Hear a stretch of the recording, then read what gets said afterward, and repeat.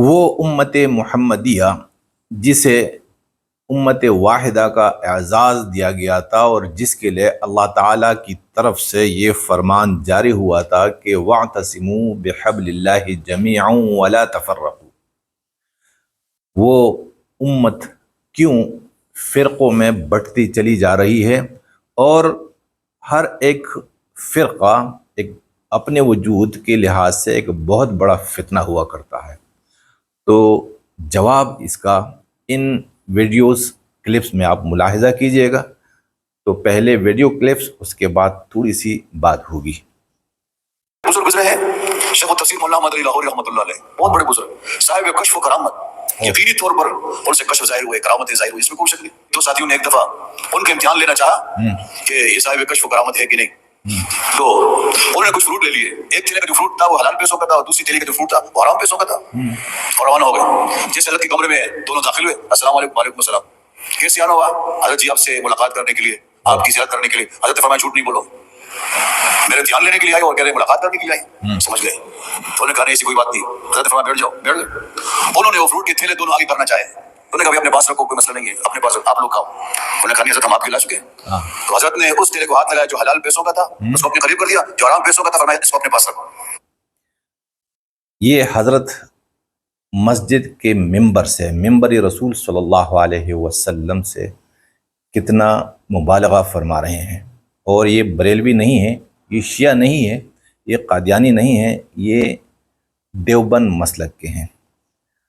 اب ایک اور ویڈیو کلپس۔ صحیح نہیں، نام سنا آپ لوگوں نے؟ ارے شاہ عبد القادر رائے پوری کے بڑے خلفاء میں ہیں، بڑے خوش نویس ہیں وہ۔ تو مدینہ منورہ میں وہ ایک صاحب کے ہاں ٹھہرے، ان کا مکان جنت البقیع کے بالکل سامنے، یہ جنت البقیع ہے، یہ راستہ ہے، اس طرف ان کا مکان۔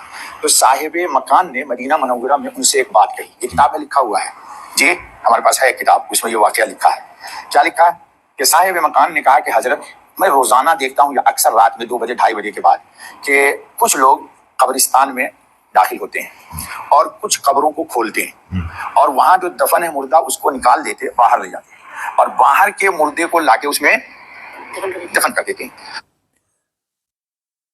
انہوں نے نفیس الحسینی سے، نفیس الحسینی ان کے بزرگ گزرے ہیں اور وہ گئے تھے مدینہ، تو میزبان نے یہ واقعہ سنایا کہ میرے سامنے روزانہ رات کو 2:30 بجے کے بعد باہر کے کچھ لوگ آتے ہیں، باہر سے مردے لے کر آتے ہیں، مسجد یہ جو جنت بقیع کی قبریں ہیں اسی میں دفنا دیتے ہیں، اور پھر وہاں پر جو مردے ہوتے ہیں وہاں سے مردے نکال کے دوسری جگہ دفن کرتے ہیں۔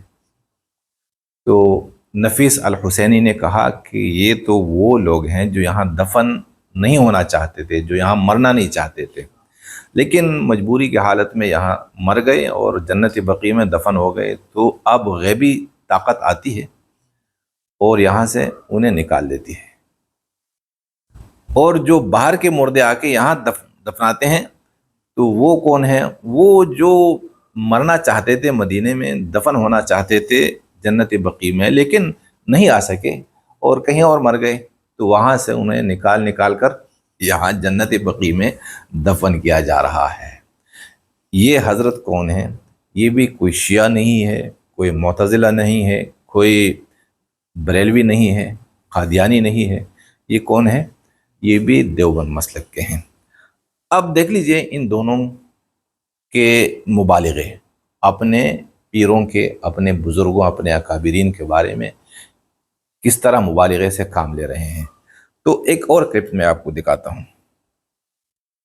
اب دیکھیے یہ کون سی ذات ہے، کون سی ہستی ہے کہ جس نے جسم سمیت نبی مکرم صلی اللہ علیہ وسلم کو بھجوایا۔ لوگ کہتے ہیں 1450 سال پیدا ہوتے حضور کی صحبت میں بیٹھتے، مصافحہ کرتے، معانقہ کرتے، ہم نے 1450 سال گزرنے کے باوجود بھی جسم کو چھوا، ہاتھوں کو چھوا، ان کے لبوں کو چھوا، داڑھی کو چھوا، آنکھوں کو چھوا، کانوں کو چھوا، اور پھر سرکار لے گئے مقام محمدی میں، وہاں ملاقات ہوئی نبی پاک صلی اللہ علیہ وسلم کی روح انور سے۔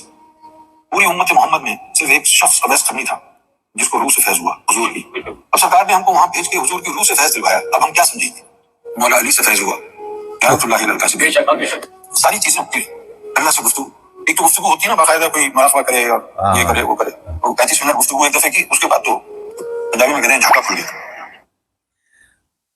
ये गौहर शाही एक फितना गुजरा है अभी अभी हमारे होते हुए, और ये गौहर शाही के खलीफा हैं। गौहर शाही ने भी खुदाई का भी दावा किया था, पैगम्बरी का भी दावा किया था, और इमाम महदी का भी दावा किया था। वो अपनी ज़ात में सब कुछ था, और उसकी तस्वीर चांद में भी नज़र आ रही है इनके मानने वालों को, और उसकी तस्वीर हजर अस्वद में भी नज़र आ रही है। तो ये भी मुसलमान हैं, ये भी उम्मत मुहम्मदिया का एक हिस्सा है। क्यों इन्होंने, यानी झूठ बोलने में इन दोनों के अब्बा है।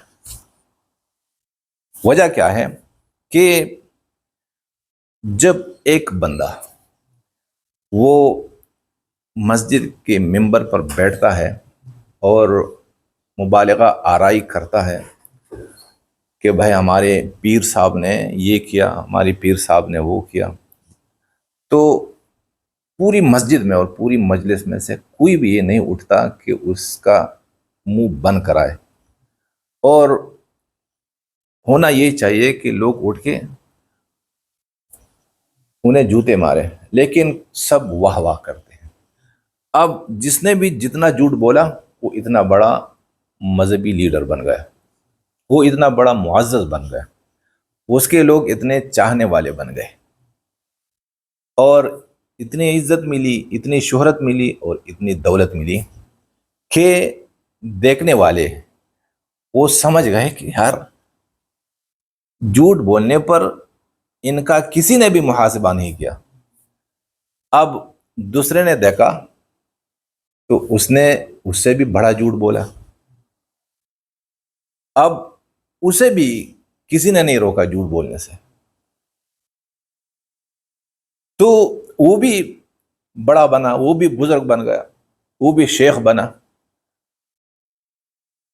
उसे भी लोग हार पहनाते हैं फूलों के और पैसों के, लोग हदिये देते हैं, नजराने देते हैं, टांग दबाते हैं, खिदमत करते हैं, और वो कारोबार उनका चल जाता है कि कोई फैक्ट्रियों वाले भी इस तरह कारोबार नहीं चला सकते। तो तीसरे ने कहा कि यार इन दोनों का जबरदस्त कारोबार है और झूठ की बुनियाद पर है, तो मैं इनसे भी बड़ा झूठ बोल लेता हूं। अब एक ने तो अपने अकाबिरीन के बारे में कहा, दूसरे ने भी अपने एक शेख के बारे में कहा, पीर के बारे में, तीसरे ने अपने बारे में कहा कि भाई मैं ही इमाम महदी हूँ, मैं ही पैगंबर हूँ और मैं ही खुदा हूँ। फिर उसके चले जाने के बाद जो खलीफा है वो भी कह रहा है कि मेरी मुलाकात मेरे मुर्शिद ने हुजूर पाक सल्लल्लाहु अलैहि वसल्लम की रूह से मुकाम महमूद में करवाई और अल्लाह से बातचीत भी हो रही है।